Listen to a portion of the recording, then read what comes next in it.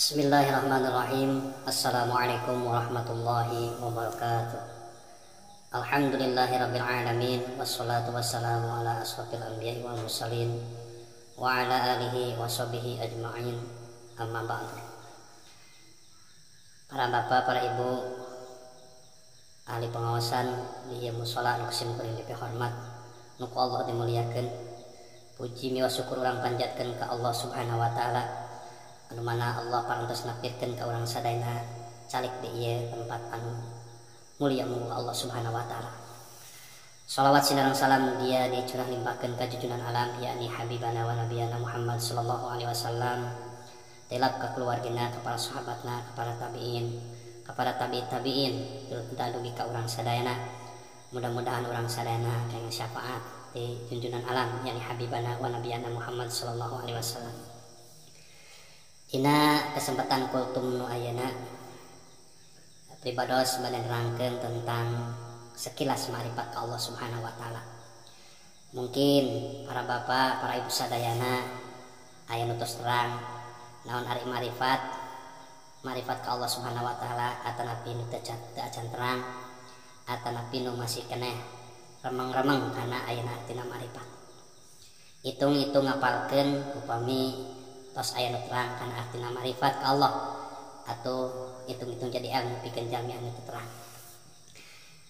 Hadirin rahimakumullah, ari ma'rifat ka Allah mawa kana kasucian jiwa. Dina hati jalma anu geus ma'rifat pasti moal boga sifat-sifat anu goreng dina hati, seperti ngunak-ngunak, sum'ah, riya, hubujah, cinta kedudukan, hubul ma, cinta kana dunya jeung sajabana. Ya kitu deui nu kaumuman di urang gede amat belikan teu kaopan jeung sajabana, eta bakal bersih di mana jalma anu geus ma'rifat ka Allah. Kasucian jiwa bisa mawakan amal soleh, sedengkeun nu migawe amal soleh tangtu tos dijanjikeun ku Allah bakal jadi kiparat dosana jeung bakal dibalas ku Allah anu saluhureun tina amal pagawean manehna. Sakumaha dawan Allah dina Al-Qur'an, A'udzu billahi minasyaitonir rajim, walladzina amanu wa 'amilus solihati lanukaffiranna 'anhum sayi'atihim wa lanajziyannahum ahsanal ladzi kanu ya'malun. Walladzina amanu jeung ari jalma-jalma nu beriman wa 'amilus sholihat jeung jalma-jalma nu migawe amal soleh, lanukaffiranna 'anhum, yakin bakal nyifaratan ka eta jalma-jalma tina kagorengan-gorengan dirina.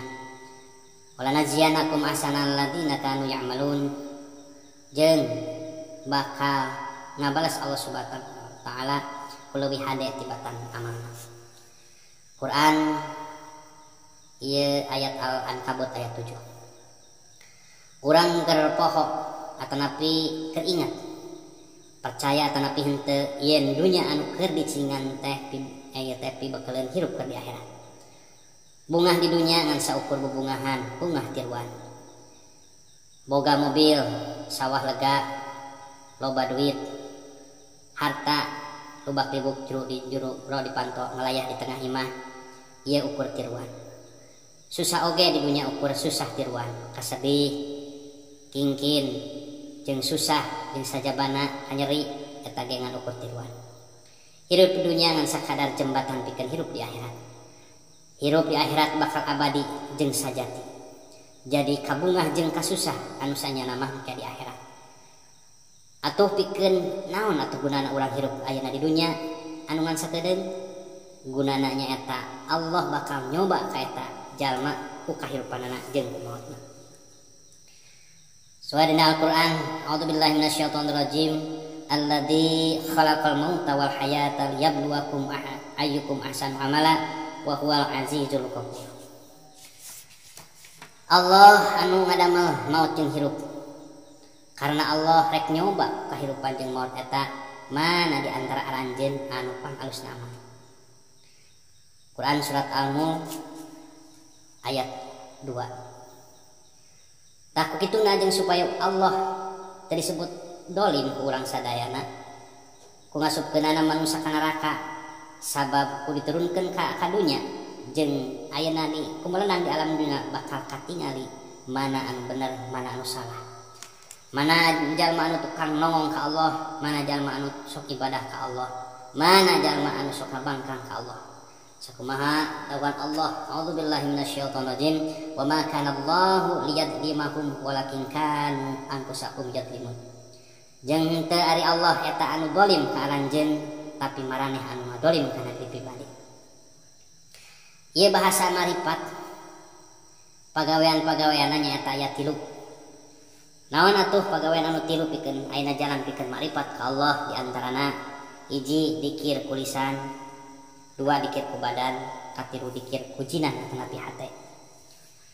Pikeun jembatan ayeuna ngamarifatkeun ka Allah Subhanahu wa taala nyaeta dikir. Anu dipake dikir lisan lamun disimpulkeun aya 8. Kahiji tasbih nyaeta maca subhanallah, kadua tahmid maca alhamdulillah, katilu takbir maca Allahu akbar, kaopat tahlil maca la ilaha illallah, kalima hauqalah maca la haula wala quwata illa billah, kagenep istighfar, katujuh sholawat, kadalapan maca Quran, kasalapan doa. Taya tina dikir-dikir tina tasbih nepikeun ka ayeuna hauqalah tiluhur nyata kahiji kadua katilu kaopat kalima disebut oge ku ulama baqiyatus sholihah, malahan mah dina Al-Qur'an tertera. Anu mana dina Al-Qur'an disebutkeun baqiyatus sholihah, al malu wal banuna zinatul hayatid dunya wal baqiyatus sholihah khairun inda rabbikum sawaban khairun amala. Al malu wal banuna ari harta jeung katurunan maraneh anak bojo maraneh zinatul hayati dunya eta teh merupakan papayasan hirup dunya. Wal baqiyatus sholihat jeung ari baqiyatus sholihah khairun inda rabbika sawaba khairun amala. Eta teh amal-amal anu hade anu tumetep leuwih alus ganjaranana di hadapan Allah di pangeran aranjeun jeung leuwih alus dijadikeun harapan pikeun aranjeun. Quran surat Al-Kahfi ayat 46. Sayyidina Utsman bin Affan radhiyallahu an nafsirkan ayat baqiyatus sholihah nyaeta amal anu tumetep ku bacaan anu 5 tadi nyaeta timimiti tasbih, tahmid, takbir, tahlil, hauqalah. Ieu merupakan dikir lisan. Kaduana pikeun ngamarifatkeun atawa napi jalan marifat ka Allah aya dikir ku badan nyaeta gerak jeung langkah. Gerak yang langkah dari urang ka Allah Subhanahu wa taala. Bahwa anu merupakan ibadah mahdoh anu langsung ka Allah sapertikeun salat, puasa, haji, zakat jeung sajabana. Atanapi anu goer mahdoh seperti tutulung ka batur, sedekah, mamean jalan umum jeung sajabana. Ieu jalan ayeuna ku dikir ku badan. Jadi tingkah laku urang sing sesuai jeung kakuduan sing sesuai jeung perintah Allah jeung disunahkeun ku Rasulullah sallallahu alaihi wasallam. Aya deui jalan pikeun dikir ka Allah nyaeta ku dikir ku jinan anu disebut hate nyaeta eling ka Allah ku hate wungkul, boh eling ku jalan babacaan wungkul atanapi ku jalan tafakur jeung tadabbur. Ieu dikir anu 3 bisa kumpul dina salat nyaeta dikir ku bibir, dikir ku badan jeung dikir ku hate. Naon sababna? Sabab dina salat aya babacaan jeung doa anu kaasup kana dikir lisan. Timimiti ayeuna takbiratul ihram maca Fatihah, terus babacaan surat-surat, bacaan sujud jeung sajabana. Ieu mangrupakeun dikir lisan. Terus aya ruku, sujud, itidal, duduk antara 2 sujud, ieu kaasup kana dikir badan. Ieu mangrupakeun dikir badan ayeuna dina salat. Aya deui dikir ku hate nyaeta khusyuk keur salat. Nyaeta kaasupkeun dikir hate ieu dina salat mangrupakeun khusyuk. Malah jalma anu khusyuk dina salat dijamin ku Allah Subhanahu wa taala, qad aflahal mu'minun alladzina hum fi salatihim khashi'un. Qad aflaha yakin bagja. Ieu qad ditahqiq menurutkeun santri mah asupna kana fi'il madi maka maknana nyata.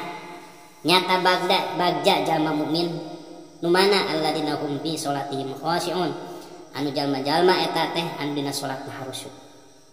Quran surat Al-Mu'min ayat 1 sampaikan kedua.